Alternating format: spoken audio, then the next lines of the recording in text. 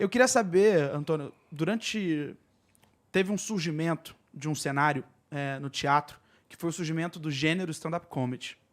Quando surgiu, ele já existe há muito tempo, começou com o José Vasconcelos, que eu acho que provavelmente você deve conhecer, com o Chico Anísio, o próprio Jô Soares. Mas quando a gente nomeou, quando a gente chamou isto é stand-up comedy, criamos basicamente um formato, um cenário, um contexto, teve uma briga muito séria com o pessoal do teatro.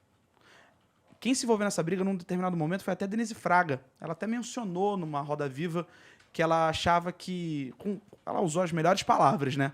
Mas ela achava que era um desperdício um teatro tão grande, tão bonito, que cabem não sei quantas pessoas com um palco que poderia suportar uma montagem digna de musical da Broadway, mas somente com um ator, com um comediante em cena, usando somente um foco de luz.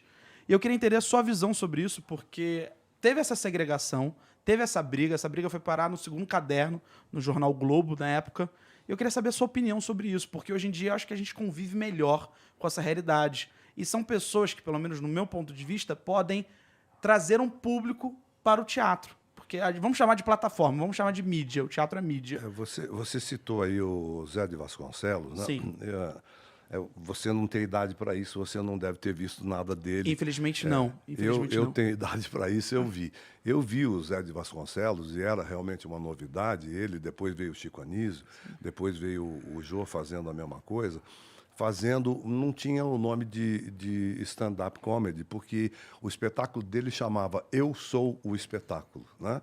E ele fazia, eu me lembro de ter visto, num teatro de 3.000 lugares. Sim, com banda, né? Mas ele não era uma banda, era uma orquestra. Era uma orquestra, isso, exatamente. Ele tinha uma orquestra, quase uma sinfônica atrás dele, e ele na frente no microfone, e ele fazia diversos personagens, contava diversas piadas, e era um show extraordinário. O stand-up, e esse nome vem dos americanos, sim, sim. Né? Que é por isso que é stand-up comedy, né? Comédia em pé. Não é comédia em pé. É comédia em pé. Comedy, porque é stand-up comedy. Ele veio de uma tradição americana que se mantém até hoje. Total.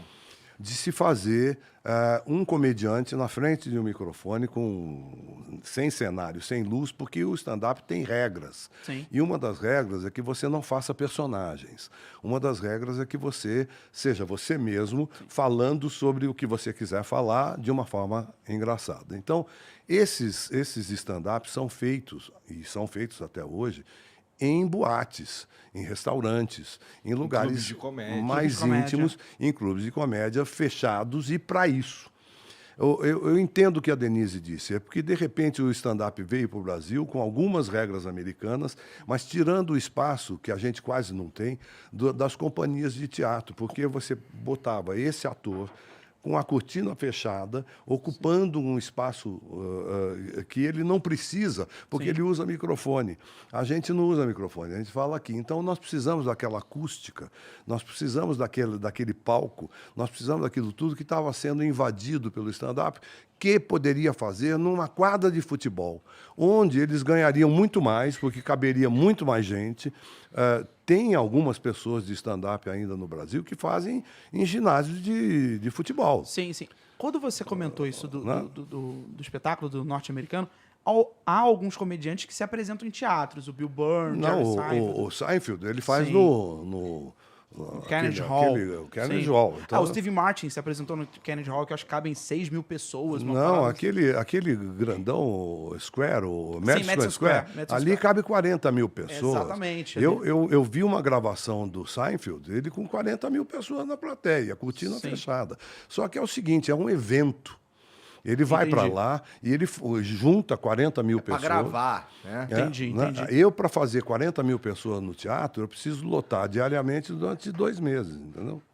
Então, eu estou tirando o teatro durante 2 meses de uma companhia. É nesse sentido que eu entendi o que ela quis dizer. Mas eu sempre achei o stand-up muito bem-vindo. Eu acho que qualquer manifestação artística é muito bem-vinda. É que aí realmente você mexe naquela coisa dos espaços, né? É como as igrejas, por exemplo. Claro. As igrejas evangélicas estão pegando os teatros prontos, porque eles não precisam mexer em nada. Só que é uma invasão desonesta, porque a igreja não paga imposto, porque a igreja né?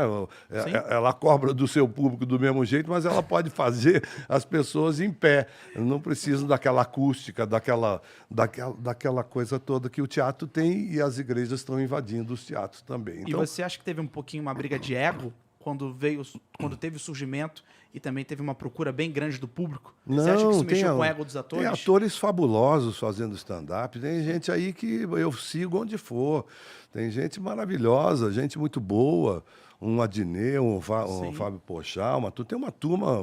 Que são atores. São atores, são criadores, eles escrevem também, o Gregório, essa turma. Então, tem uma turma muito boa, são muito bem-vindos. Eu queria fazer como eles, ao contrário. Eu gosto de stand-up comedy. Eu já fui em algum teatro assistir? Foi.